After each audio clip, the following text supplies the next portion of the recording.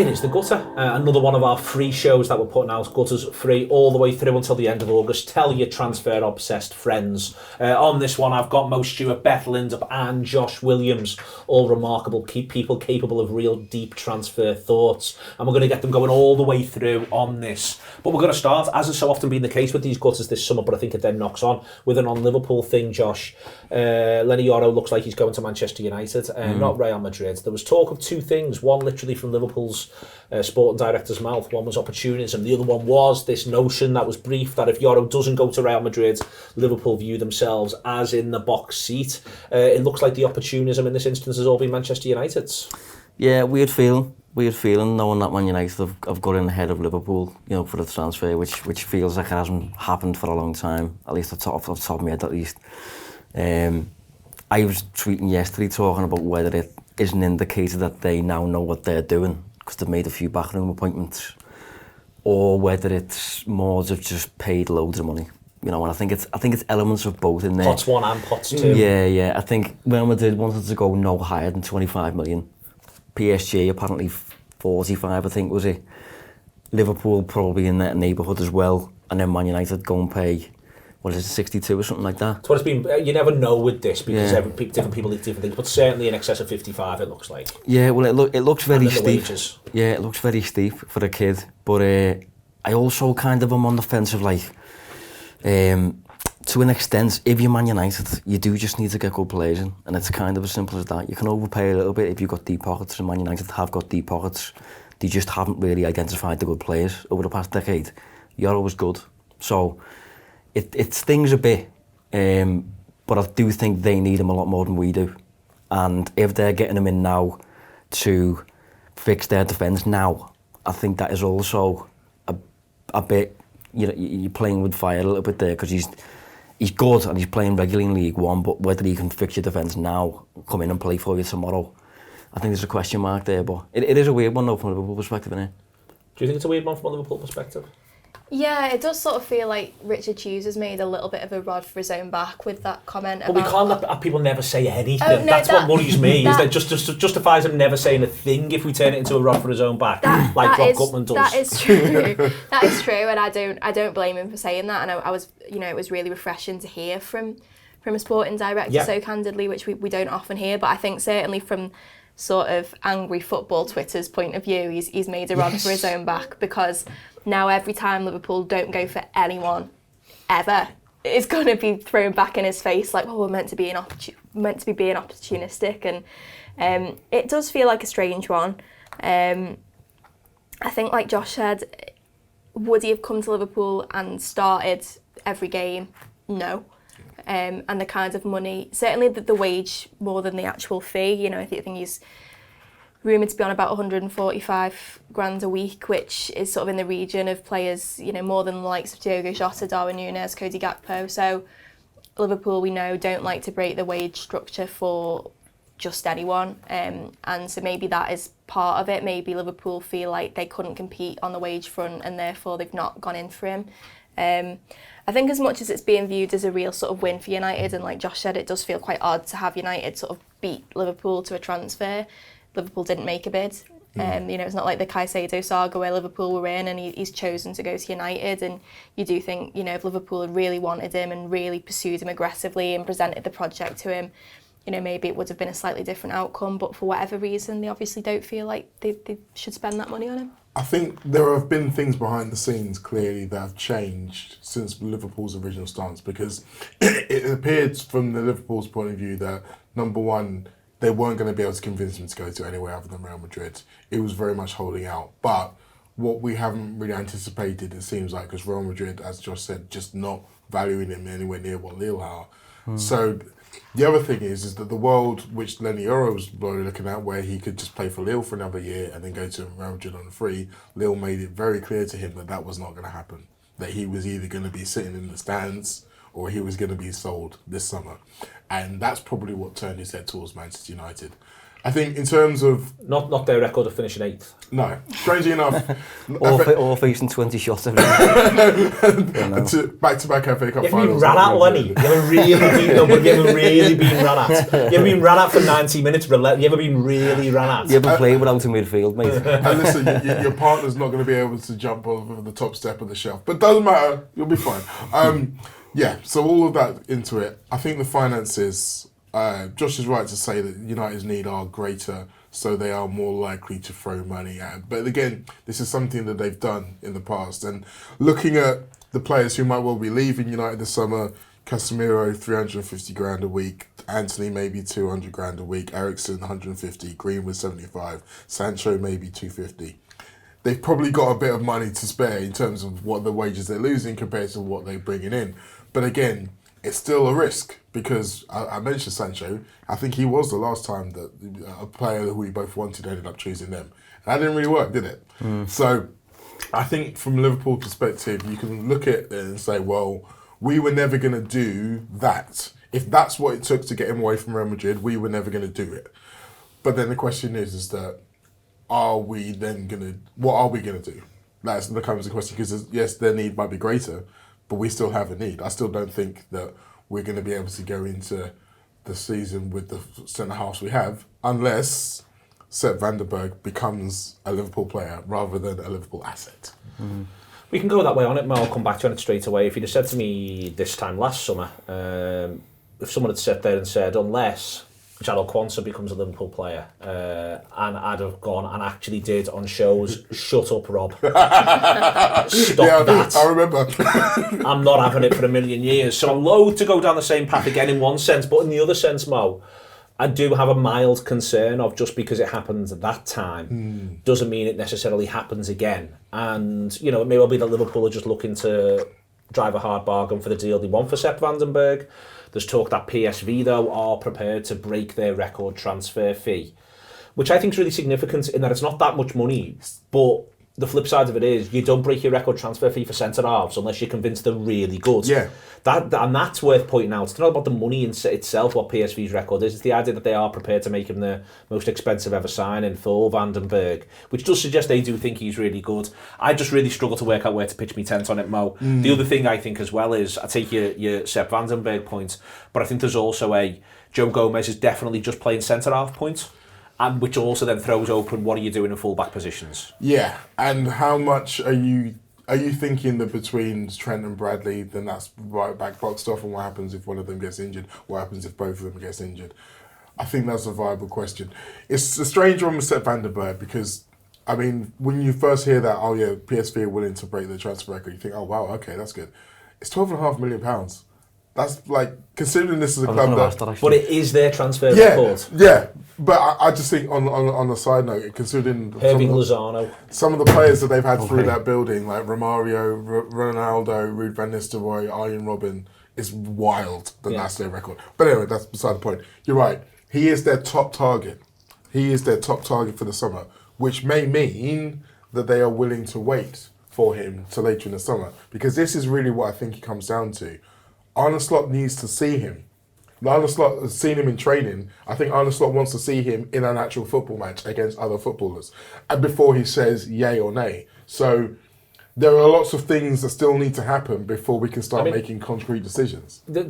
I take most points absolutely fine there, Beth. There is something else that Arne Slot needs to do, which is he needs to be able to pick a football team in 3 pre-season friendlies where he'll have no centre-halves apart from Quansah. Quansah, Van den Berg, a bit of talk, obviously there's Nat Phillips still around, and a bit of talk he might use Van den Berg, he might use Owen Beck there in these pre-season friendlies. But the point is that he's got to play them, he's got to have team structure through those games in order to be able to see what's happening elsewhere. But this throws open to the people's overall concern that this summer's gone from looking like one where there's a fair bit of churn for Liverpool off the pitch, but where all the churn that's going to happen on and around the pitch is going to be compressed into August. Pre-season just looks a bit of a mess at this point, not just for Liverpool, for other clubs as well. Arsenal's looks like an absolute shit show, don't get me wrong, where there's just no availability. But that's difficult to do when you're bringing in a new manager with at least a slightly different style of play. And then if you do buy people late in the window, there's no training time. And this is, I understand I think it's perfectly legitimate for people to be a bit like, if we're going to sign people, we could actually doing it sooner rather than later, despite the fact that Arne Slot might want to watch them play a game of football. Yeah, it's very difficult. It's a very difficult balance to strike, and I think sort of the one consolation is that I think a lot of top clubs are in the same boat, like you say, like Arsenal. But Arsenal haven't changed the manager.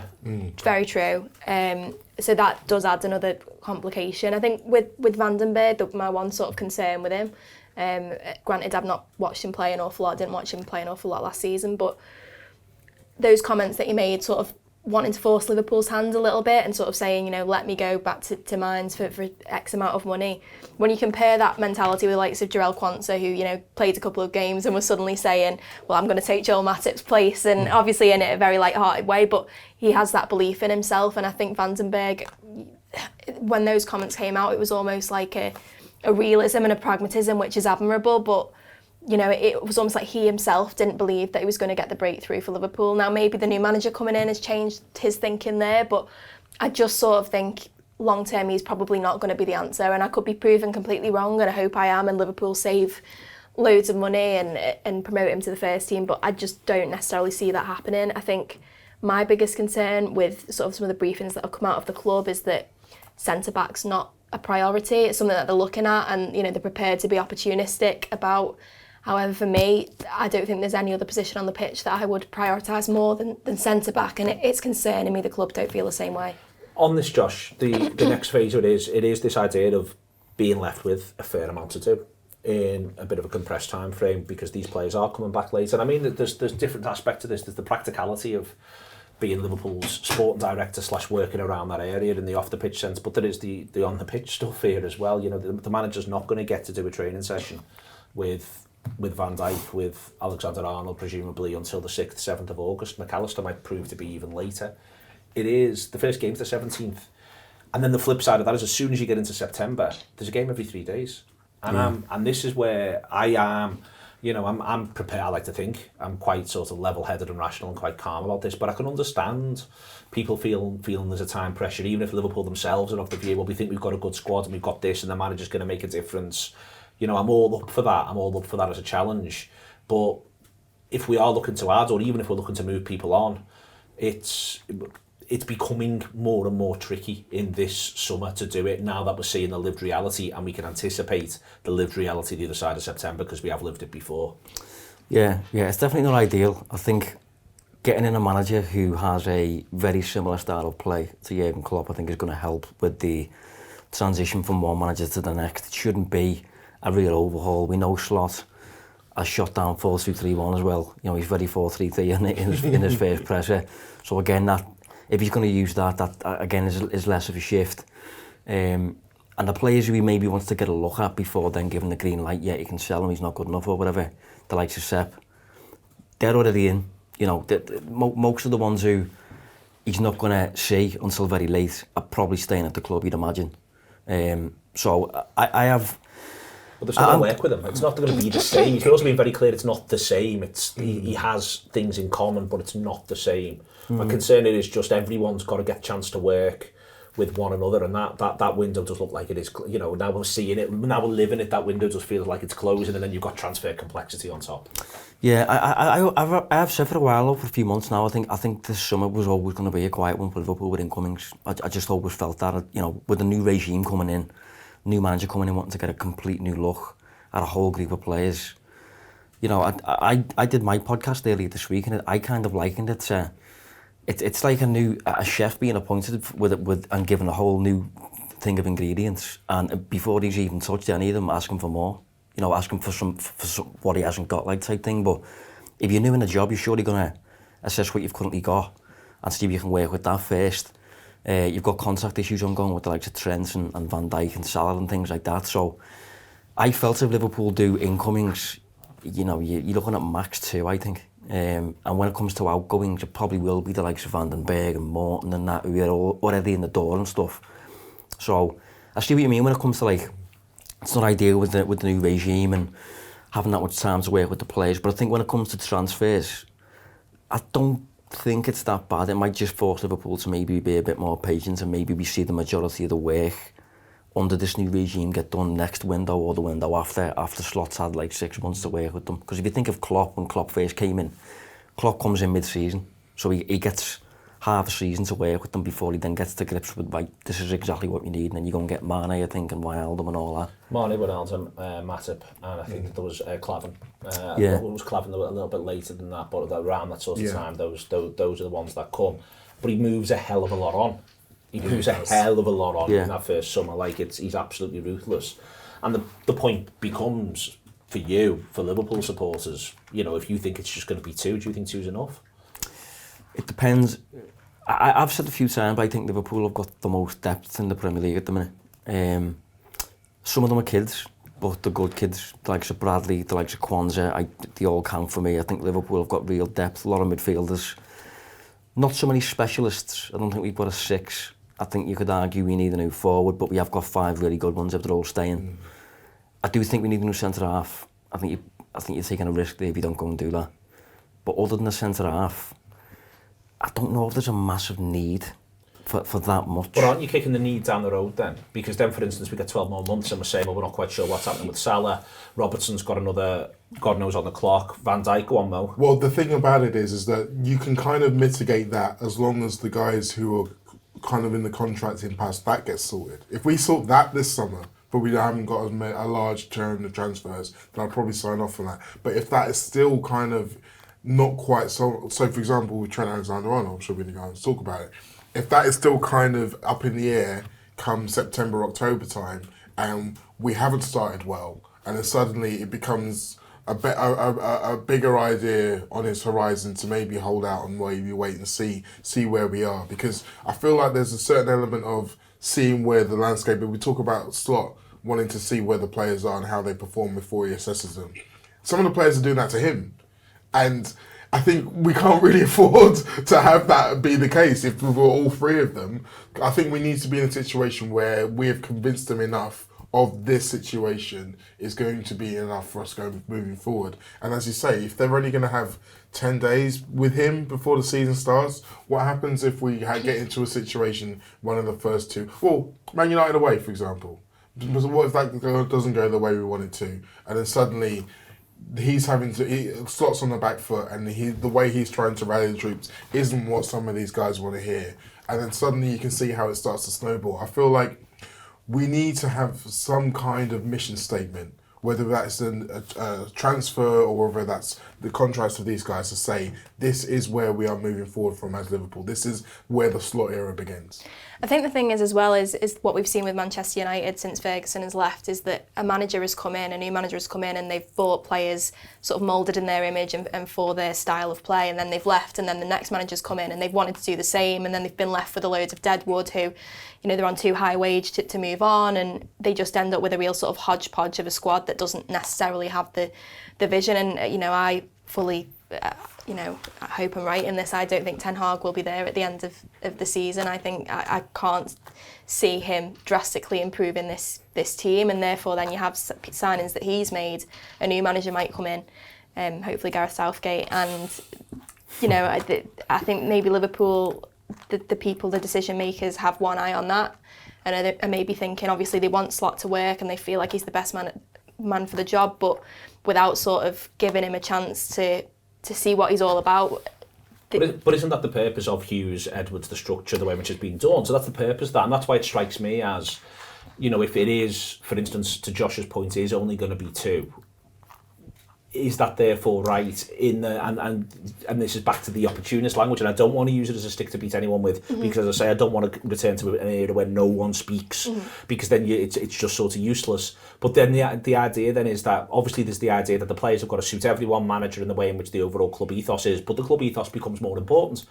So surely you can invest, because what I don't want is for this manager to find himself in mid-October. The games are coming thick and fast. He's looking round, he's got a mini injury crisis, he's not got enough fit players, and all of a sudden he looks like he could be the right man, but he's the fella who's followed Jurgen Klopp and Liverpool are 6th. Yeah, and you don't want to set him up to fail. That's what I don't want, so that's the point. Isn't the structure meant to mitigate that? Yeah, I do think... I think if Liverpool don't sign anyone, I mean, I think they've got to sign a centre-back. I think that is absolutely non-negotiable. If they only make 1 or 2 signings, then I think the expectation has to be top 4. And I think that's quite hard to reconcile with when you consider how close Liverpool got to taking that title race. And Slot himself saying build on last season. Exactly. Top 4 becomes a difficult thing to reconcile. And so I think, especially with Arsenal pushing City all the way, it'll be very frustrating if Liverpool are sort of battling with Tottenham, for example, for 4th place. But I think the reality of, I take Josh's point, I do think Liverpool have some really good depth in some good positions, and you can also argue that Liverpool got really close to sort of taking that title race all the way without a specialist 6 and with the centre-back options that they've got. But I think if they're going to win the title, they probably need 3 or 4 signings, and I just think realistically, I don't know if that's going to happen this summer. Trent, as part of this, linked in Germany, I don't know why the Germans would know, with Real Madrid. But maybe they do, maybe they know things, maybe they're well connected. In the England camp. Absolutely. So I think, there's a point, I've always felt confident that Trent will renew at Liverpool, Josh, but there's a point where the metaphor I keep using is it's like a game where you're the superior side. It's 0-0 when it kicks off, it's still 0-0 on 70, and there's a thing in the back of your mind which is it doesn't take much now for this to get away from you. And that's sort of where I am now with the Trent situation. I think that there does need to be clarity on that pretty soon. Yeah, it's growing increasingly scary, innit? But I do think a lot of it's just the fact that we've got a new sporting director just come in. He hasn't really barely met Trent, I assume, considering he's been at the Euros and stuff, and now he's going on holiday and that. So I assume it'll be the kind of thing that'll get addressed when he comes back in the building. There's so much though to address when people get back in the building. Josh, this is my point here. My point is that August in a minute, they play Ipswich in half an hour. Yeah. Do you know what I mean? I know. I also think what Real Madrid are doing at the minute, it's hard, it'd be hard for Trent not to at least have a glance out the window. You know what I mean? Like, they've just got Mbappe. They've got Bellingham over there, who's his best mate. They're pretty much lining up the most promising coach in the world in Xabi Alonso. They've got a ridiculous midfield. They win Champions League every single year. The weather, the stadium. It's an unbelievable club. And Trent has won everything at Liverpool. Everything. And Jurgen Klopp's just left. And it's raining every day, and it's the summer. And it's raining every day. So, if you can't wear a good pair of trousers in this city. Yeah, I know. I gathered that off you yesterday, actually. But if you're Trent, it must be a bit tempting. More on Trent in a minute. I'm going to throw over. We're going to talk to Ted Knutson about the transfer flow. Here I am chatting away to Ted about his new project. More on Trent in a minute. The transfer flow, Ted Knutson coming on to talk about it with me, which I'm very, very excited about. It's a big idea, it's a big move. You were indeed the brains behind StatsBomb, Ted. Creating content around the way football uses stats was your first love, and you've returned to it now. How's it feeling? How's it going? I'm excited. It really is kind of a full circle type thing. When I started doing this before StatsBomb was a company and had 300 team customers around the world, I was writing as what we used to call blogs. And 2013, putting stuff out there into the world about, hey, maybe we should start using data and football. At the same time that Your Brain Trust was using data and football inside of your club as well. And so now I've left my role at StatsBomb. It's kind of time to wrap things up. And I was looking for what to do next that doesn't include hanging out on a beach forever. Although your shirt suggests that maybe you're up for that right now too. Always up for that. But you can't do it anymore in this country. It just rains all the time. It's true. I can barely get a beam of sunlight around here. So yeah, I decided to go back to my roots, which is creating content. And so we've got a daily newsletter called The Transfer Flow, where we take basically the most interesting, juicy rumors from around the rumor mill. And instead of just reporting like what we, found out there and somebody's about to sign and shit like that, like we actually do analysis on it. Like we've done inside of the teams for ages. And so that felt like a niche that was underserved or unserved. And we stepped into that void. When you're looking to do that, what's really important is I haven't read them all since you put them out now. What I think you do, what I think is going really, really well is that you take that analysis, that pure sort of analysis on a player, but you do also, because of your understanding of it, you understand how that player would interact within that team environment, the way in which that's currently built. And I think that's a really important point here. So often transfers just become conversations about qualities of the individual footballer in any given moment. But whether or not a transfer is or isn't successful, there's so many other factors in play. And that is one of those key factors, and it's something that you're looking to, I think, embed into this transfer flow conversation. It's not just, is Leny Yoro good? It's what will Manchester United ask of him? Where are Manchester United right now? Where does all of that interact? That's what it feels as though the transfer flow is doing really well. Yeah, and I feel like there's this absence of sense inside of the world, right? Like a rumor comes up and you're like, okay, like, first of all, where'd that come from? And the rule that I've been stating publicly for a decade now is no one knows anything. When transfer season comes around, no one actually knows anything. I have been on the inside of a number of deals and I've seen people reporting on that. I'm like, these are just not true. Like at no point is any of this stuff true.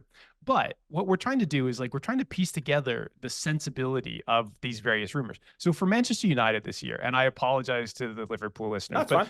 For Manchester United, one of the important things is they have like all the needs. And so usually United rumors are loud in the rumor mill, but because they have so many needs, like it's just stuff that flows every single day, but they don't need like certain positions or they don't have the budget for like certain groups of players. So that's kind of what we try and do. Liverpool are typically very quiet around it, but Leny Yoro kind of made a bit of sense. I felt like they would have been involved for Yankuba Minta in the transfer market, given that, you know, they're a little worried about Salah's age. We don't know kind of how long, and they might want another version of Salah. He was the closest thing that we'd seen in the transfer market there. So we try and take all of the bits and pieces from around the world, and then we're like, does this add up to an actual transfer? Or does the fee make sense? And sometimes absolute nonsense. And other times you're like, maybe they're going to pay 62 million for an 18-year-old center back. I don't know. Well, on the idea of, and this is to me again, it's written really, really well within the newsletter, is that idea of that some transfers, some deals end up with, in your mind or in the collective mind, suddenly there's just a couple of red flags that pop up. Because the other thing I like about what I find now with the sort of newer wave, last 4, 5, 6 years of transfer coverage, is it's remarkably pro-transfer. Yeah. And that's no bad thing, but it's like we need transfers to happen so that we can talk about and write about transfers. What's interesting the way in which you're addressing it is you are actually assessing these that sometimes actually this one probably shouldn't happen and these are the reasons why. And I think that that's a much richer approach. It's not the idea that therefore all transfers are good because we get to write about them. It instead becomes this idea that transfers can succeed or fail. This one doesn't feel like necessarily that much of a good one. Yeah, one of the intents that we did was we want to write this in a fairly lighthearted way, but we still want there to be substance about it. So like we can poke fun at things. We can actually say when things are a good job. Like I also like the transfer that Brighton recently did for a midfielder as well. They're pretty good. In fact, it would be useful to say that Brighton are about as good as Liverpool have been in the transfer market and finding guys that we think are going to pop. The reason why our perspective matters is because we've done this job and we've been in this industry for like 11 years. And you don't really find people that have done this at teams that are producing content that's trying to make sense of stuff. But so we're trying to make it a little bit fun. But the reality is not every transfer is a good idea. Well, just on the bit of fun part as well, I'm struck, I know in some of your writing around this and just in general in conversation with you, you know, there's the thought of process, of leadership, of structure, I think is something that's at the forefront of your mind. There's also, you know, doing the rounds recently is the Roger Federer talk where he discusses this notion that 54%, that an elite tennis player wins 54% of points, which therefore means that elite tennis player, he or she loses 46% of points. And I feel as though at times people outside of an industry almost, if I say take it more seriously, I'm not for 1 second acting as though Richard Hughes, Michael Edwards, whoever you want, don't take their jobs deadly seriously. But people who've worked in an industry know that there are swings and roundabouts, know that there are wins and losses, are more honest and able to be more honest and therefore almost able to enjoy the process a little bit more. Whereas as fans, we're very bogged down and we need everything our club to do to always be 100% right. If not, we're going to be in real trouble. And that's what I really enjoyed about the writing so far in the newsletter. There is a sense of fun about it that I think, and maybe you tell me otherwise, but I think is sort of true to the inner workings of the industry, that this is a lot of guys who have serious jobs and who take themselves seriously, but not too seriously. Well, you know that you're going to lose a lot. And if you're not losing a lot, maybe you're not taking enough risk, which is also kind of a thing that you have to do. So the thing that gets lost in some of people's analysis is staying still is actually a risk. It's a choice and a risk, like because you get older every single year and you have more games and guys might be coming off of injuries and need to recover, or you don't know how they're going to recover. And so the game keeps moving no matter what. These teams have to keep moving. And if you've done this for a little while, you realize that, hey, it's a really hard job. you're dealing with humans who are super complicated. Like, look around you at work and think of all the complicated humans that exist there. And you're like, yeah, this is the same thing as a football team. And occasionally somebody says something racist, and like then you have to deal with that fallout. And but it's a constant barrage of stuff. Even if you find players that you think are going to be great, sometimes they don't work out for reasons that are totally unrelated to football. So what do you think, if I ask you in the round, and hopefully as and when Liverpool get linked slightly more concrete to some players, you're going to come back on and we can have another couple of conversations. But what do you think the flavour of Liverpool's business will be for the rest of this summer? Do you think it might be only 1 or 2 new players given the new structure, the new manager? Do you think it might be in the 3 or 4 camp?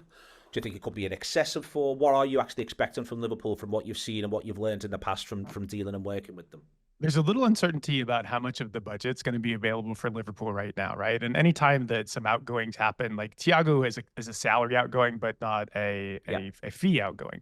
Anytime the outgoings happen, they free up some money. Typically, when you've been in the Champions League and had a good purse coming, like that also sort of gets averaged out over time. I think that they're sort of in a stabilization phase. They're looking for young players that can help them mature over the next couple of years. It might take a year for Arne Slot to get comfortable and be able to, find the football that he wants, and for everybody to learn how this current squad fits into his idea of football and what the next idea of Liverpool football is, because it won't be exactly the same as what Jurgen Klopp had built. Yeah. So you're expecting, therefore, Liverpool to be stable, to be quite calm, to be shrewd, and for moves this summer to be quite limited? Yeah, if they find good deals, they'll get on it. But I think that we're seeing more competition for some of their deals than you might see otherwise. We know that they have been comfortable in sitting and waiting a couple of different windows. And then when teams that are a little bit desperate come up, they've got the cash that's available to say, okay, we're going to move fast and we're going to get that at a price that we care about, not what the seller is sort of trying to extract maximum value. I think the other thing that we've looked at in my history, like I used to be a professional sports bettor, that type of thing where you're making bets on players and what the prices should be like, that's the same thing that we did in the gambling industry. And so we're going to combine those two types of things where we say, hey, this is the right price of what we think should go for. But then we're also going to look at the betting markets later in the season when things get started and say, this is what we think makes sense in the gambling market too.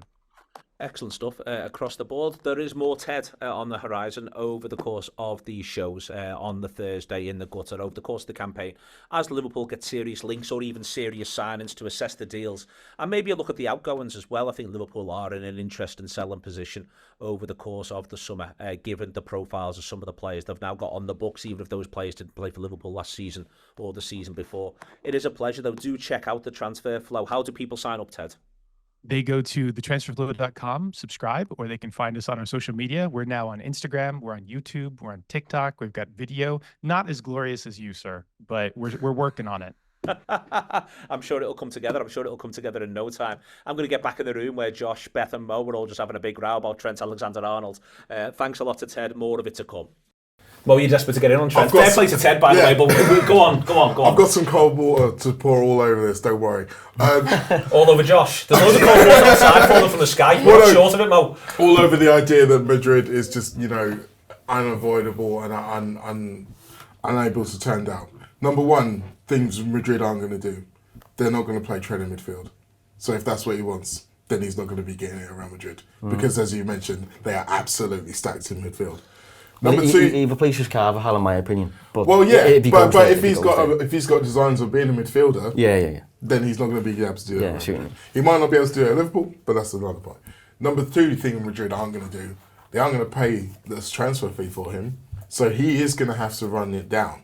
And the actual logistics of what that means are him as the vice captain of the club in a situation where we are looking to him to lead this new era. He's got his head turned. He's got his head out the door. And we've already seen last season, it doesn't take a lot for him to take criticism in this team. So he's going to be getting it all week, all day, every day, all season long, if that's the case. Is he going to really want that? Does he really want that to be the end of his Liverpool career? I don't think he does. I think those things matter to him. And I think that would be a real thing that he'd have to sit and think about. Something else, which I'm kind of loath to bring up because it makes it sound like we're all living in utopia when we're not. There is another issue for guys who look like Trent to go to Real Madrid and to go to Spain in general. Ask Vinicius Jr. how well he's been enjoying it. It's not. there are these things that you have to think about. Trent is a man of the world. He understands these things. So as much as you might say, oh, well, that's not going to come into it, I feel like it might. and again, we don't know 6 months down the line whether or not the Jude Bellingham situation turns and things turn against him and suddenly he's facing a lot of these same things and then suddenly it doesn't quite become so appealing. So I think there's a lot more nuance within this. And I think the other thing as well, in comparison to a Mo Salah or a Virgil van Dijk, the one thing we would all expect Liverpool to be able to do is, in terms of finances, give him what he wants. Like, give him what he wants. That should not be a difficult conversation for Richard Hughes. So, I still think we're in the box here. I do think that point that Mo makes about sort of him not running down his contract is a really important one, because I do think, you know, as much as I do think he might have his head turned slightly by Real Madrid, I think any footballer of his profile would be stupid, really, you know, taking a Liverpool hat off for a moment to not even consider Real Madrid. If I was a footballer, I'd be considering Real Madrid. However... Are you considering them in general, Beth? I'm worried you're going to move. Yeah, actually. I mean, I've heard about the weather. He's made a very convincing argument.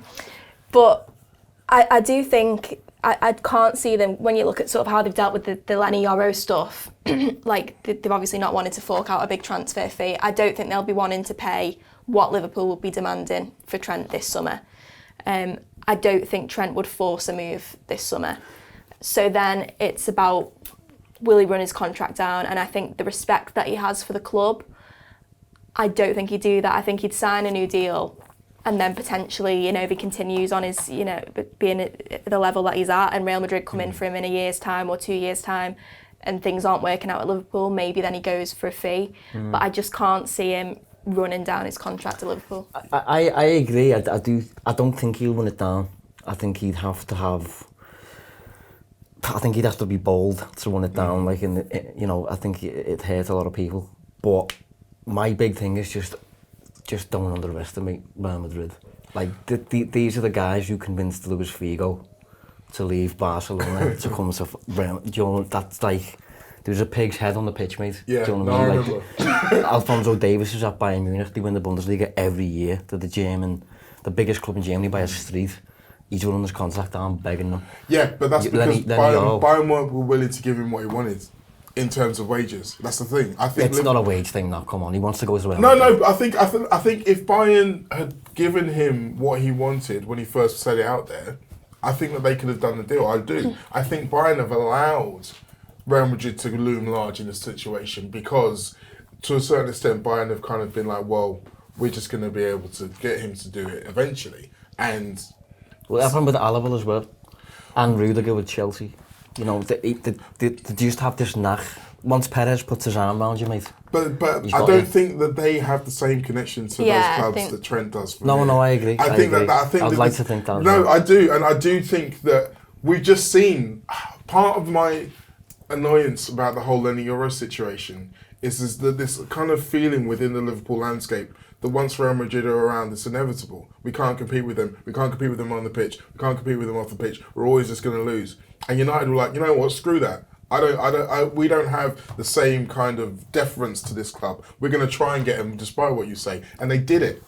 And but the way they did it was by going daft. But granted, the methods are different. But I mean, in terms of the fact that we always seem so defeated every time we go up against them, they're doing my fucking head in, to be honest with you. They do my head in as well, mate, believe me. But it's not a defeated mentality, though, from my side at least. It's more of, I'm just real with it, I'm just realistic with it. What worries me more is that I think his life would be easier over there, like in terms of fucking Monday Night Football. I think the way...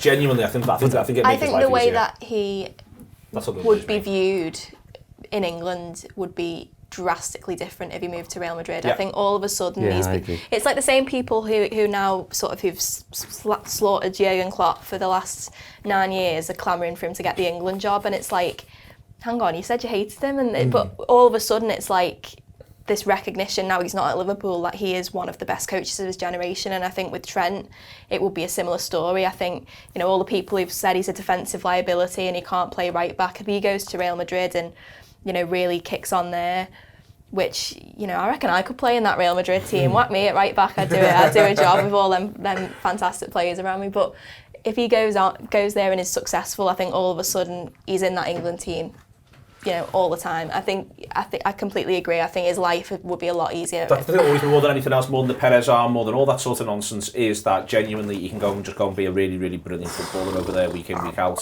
and not have everything. And that's not to say there's not loads of focus in Spanish football on errors, but the extent to which it's felt unbelievably personal for an extended period of time is what concerns me, because it has felt genuinely personal. It felt genuinely personal in the Euros. It was then made personal by the now former England manager, who went on to say, well, pretty much he's no Calvin Phillips. Yeah. When you stop to deconstruct the way in which it has been for an extended period of time, I just think it's been no fucking laughs. Yeah, on that side. I do think whatever he does, he needs to get Kyle Walker's PR team around him. Absolutely. Because he's made Kyle Walker's team of the tournament, despite being England's biggest liability. But like, so on the England thing, I think he will be the England's right back from now on. I mean, I don't know who they're going to pick, but you'd like to think that that'll be an easy solve. Kyle Walker's now 35. Come on, we can do this now. That shouldn't be a problem. I think logistically, there's Portuguese people who are just going trying to get Mo's number. Walker's got 4 more years. Honestly, they're all over me on Twitter already on that. Anyway, realistically, logistically, if I'm Trent, I'm thinking, okay, I sign now. A 3-year deal, maybe with a 4th year as an option. I can play 2 more years here as vice captain. I get 2 years as captain in Liverpool. I get to move to Real Madrid when I'm 29. Still get to play 3 or 4 years. There's no way Real Madrid are buying Trent at 29. The way they're doing it now is they're convincing people to run their contracts down, come to Madrid and be a star. Carvajal's like, how old's Carvajal now, 32 or something? 29, 30, he's younger than you. He's got grey hair and all that. Yeah. Carvajal's younger than me. He's 33, I think. Oh, right, okay. Carvajal's been there for ages. Well, it feels like he's 32. 32, there we go, that's where we sell. I like that you're now a new barrier. He's actually older or younger than me. It's like how Joel Mattip's younger than Craig Hannon. Yeah, it's mad, isn't it? But stop and think about that, Beth. Sit on that for a minute or two. That is crazy. By the same token, if they're not going to be if you don't think they're going to be buying 28-year-old Trent, does that mean to say that there's going to be a 23-year-old version of Trent that comes through in the next 2 years? Because if there is, I've not seen him, and if so, we should probably be looking at him too. What do you think's going to happen, Neil? I think that Alexander-Arnold will sign a new contract. How worried are you? I'm more. What now? I know you've just said. My metaphor is what worries me. In that, I just think you get to the point now where, for instance, what if he just sort of turns up and can't be bothered with Arne Slot to rig out? As basic as that is, like literally, that's you're getting closer and closer to stuff like that because it's another time pressure. That, and I understand. I don't actually particularly blame Liverpool for the time pressure because you've got to be able to make people assurances and speak with truth and honesty, especially with deals at this level and when you're trying to create this sort of culture. So you had a situation where you could say, well, they could have got him boxed off last summer. But let's be honest about this. It was valid then to say, who's the next manager going to be? Because of where Klopp's contract was at. And if there was a seed somewhere in Klopp's mind, Klopp was not going to walk into a room with Trent and go, well, it's definitely me. Yeah. So you've got that problem there. That's 12 months ago. Then, beyond that, if you want to go even further back and say but that would have been 2 years out on the deal. You're not going to do something 3 years out on the deal, realistically. Maybe now you'd say you should have done, but last summer was 2 years out on the deal. And that's normally when this stuff happens, but I understand why it didn't. And then I understand why it doesn't by the time you get to December, January, because Klopp's gone to the club in November and said, I think I'm going to pack in. So that's a tough conversation as well, because the club now can't go, it's definitely going to be Jurgen, if someone at the club internally knows, and Jurgen himself's definitely not going to do that. So I understand why this has been difficult, but now, so it's just circumstances. I think it's just a bit of bad luck. But I've seen football teams get beat 1-0 with an 81st minute winner through bad luck when they've been the better side and the circumstances should have went in their direction. And that's now where I am. I'm now at the point where I feel as though, it genuinely doesn't take that much. And it may even be as simple as he's gone away, he's had a good time with Bellingham on the one hand, on the other hand, he's thinking, I hate the way these people talk about me.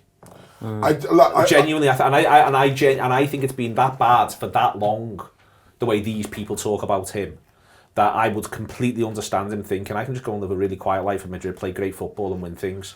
And that's what worries me more than anything. I don't think it's that simple. I really don't think it's that simple with Madrid. I don't think it's that much easier. Like, go and speak to Gareth Bale. Like, he really did not have a good time with No, Real Madrid, no, apart from I like think- a very short period No, of I time. think that's a really valid point. I think that is a really valid point that you can look at certain things like Gareth Bale in there, but it's what Bale's going up against, and also it's a slightly different era. But also he's just got loads of lived reality. You can go, you know, he's got his current lived reality, Mo, is I get one thing wrong, and every prick has got something to say about it, up to and including established former professionals who should know better.